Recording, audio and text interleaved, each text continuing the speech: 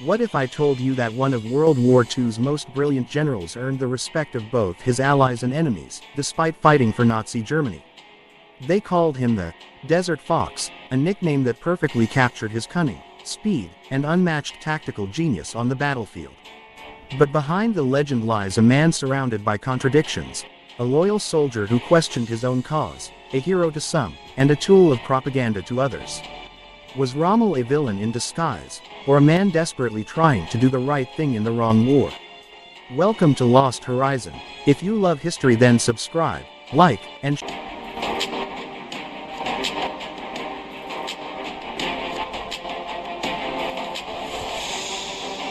Let's start at the beginning.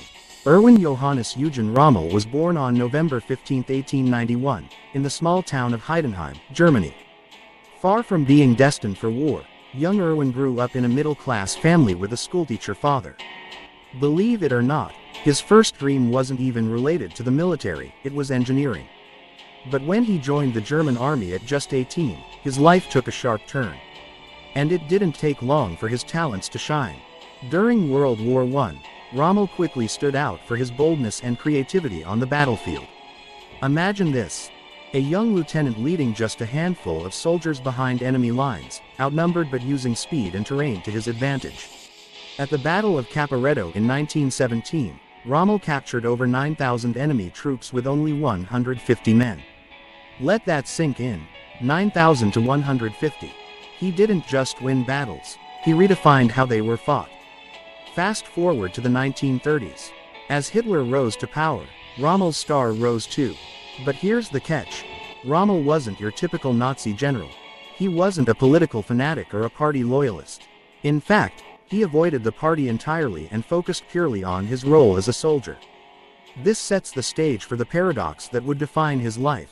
How does a man fight for a regime he doesn't fully support? Then came World War II, the stage where Rommel would truly become a legend. His command of the Afrika Korps in North Africa turned the harsh desert into his personal chessboard. Picture it. Relentless heat, endless dunes, and resources stretched razor thin. Yet Rommel thrived, using speed, deception, and unorthodox tactics to outsmart his enemies. He wasn't just playing the game, he was Then came World War II, the stage where Rommel would truly become a legend. His command of the Afrika Korps in North Africa turned the harsh desert into his personal chessboard. Picture it. Relentless heat, endless dunes, and resources stretched razor thin. Yet Rommel thrived, using speed, deception, and unorthodox tactics to outsmart his enemies. He wasn't just playing the game, he was rewriting the rules. Take the Battle of Gazala in 1942. Rommel orchestrated a bold flanking maneuver so daring that it left the British forces scrambling to respond.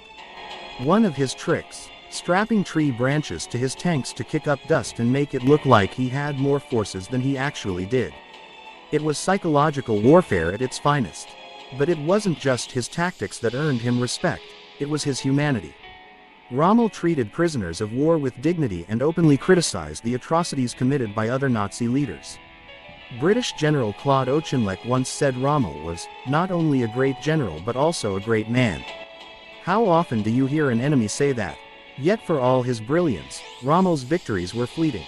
By 1943, the tide of war was turning against Germany. Outnumbered and outgunned, Rommel's Afrika Korps was eventually forced to retreat. But his reputation endured, and Hitler promoted him to lead the defense of Fortress Europe. And this is where Rommel's story takes a darker turn. Rommel became increasingly disillusioned with Hitler. He saw the Führer's decisions as reckless, leading Germany to inevitable defeat. Rumors swirled that Rommel was involved in the infamous July 20, 1944, plot to assassinate Hitler, an act of treason punishable by death.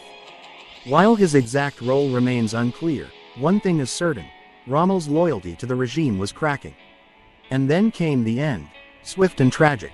On October 14, 1944, Rommel was summoned to face the consequences of his alleged betrayal. Hitler offered him a grim choice: commit suicide to protect his family and ensure a hero's burial, or face public disgrace and execution.